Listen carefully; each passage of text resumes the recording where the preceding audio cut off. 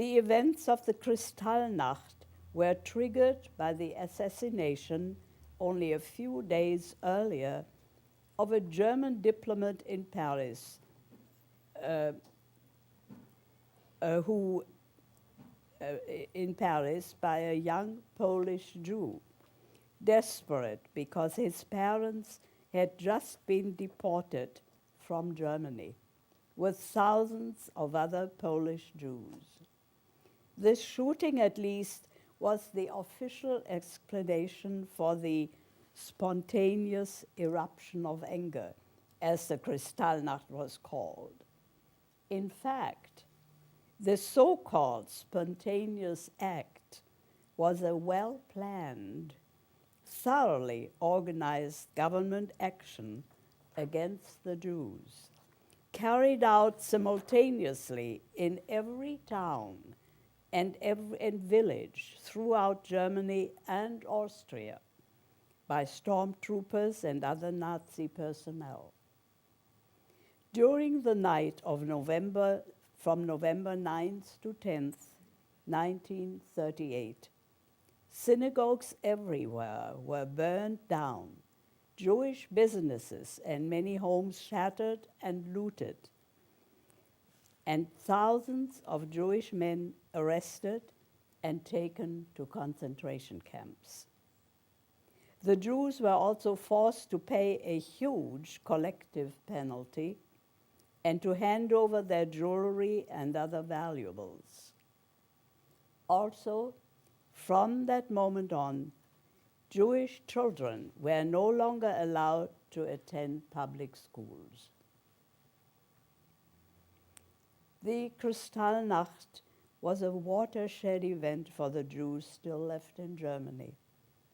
It shattered whatever illusions any of them might have had about survival in Nazi Germany, and people desperately tried to escape.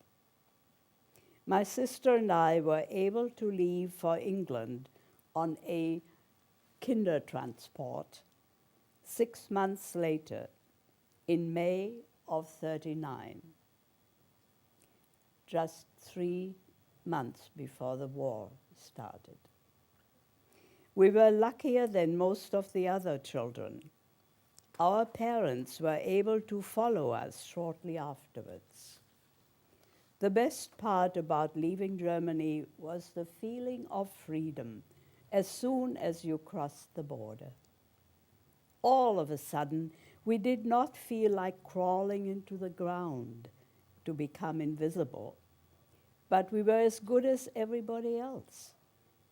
Well, we were still designated as friendly aliens with a nightly curfew.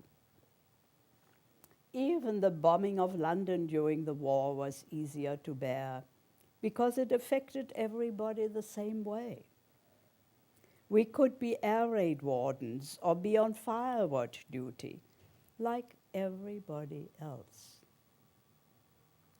On that fateful night of Wednesday, November 9th, I had gone to our synagogue to practice the organ. When I had finished, I took my key, locked the door, and went home. Early the next morning, our live-in housekeeper, Esther, knocked on my door. "Marianne," she said, "the synagogue, die Synagoge brennt." The synagogue is burning. I couldn't believe it, having only just been there the night before. As I walked to school, I saw it right away. Sure enough, the synagogue was in flames, with crowds watching. The firemen sprayed water, but only on the surrounding buildings. Soon, only charred ruins remained. That was left of our beautiful synagogue is this key.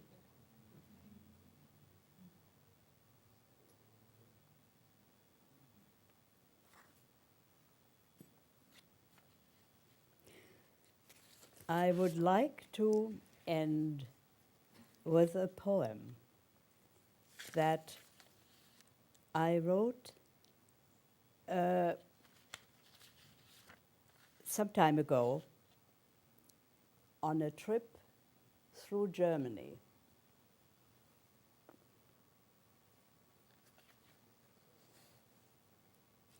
Germany, summer 2000. I think it was actually a little earlier than that.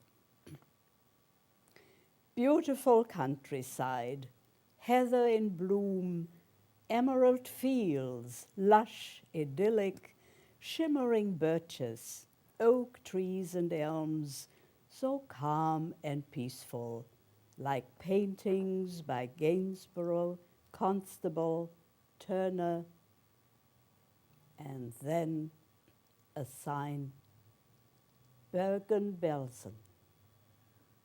All the horrors come surging back, visions of cattle cars, people in rags, shaven heads, hunger and death, despair beyond pity and tears. Unanswered questions, how, why? We thought the Dark Ages had ended centuries ago with their bigoted, murderous orgies, that now man was cultured, enlightened. But what happened here in our time dwarfs the Crusades, Inquisitions, pogroms, and persecutions of the past. The more it recedes in time, the less can we comprehend such monstrous evil. No study, research, analysis will ever find an answer. Yet the sun rises, the birds still sing, and flowers blossom in the blood-soaked fields.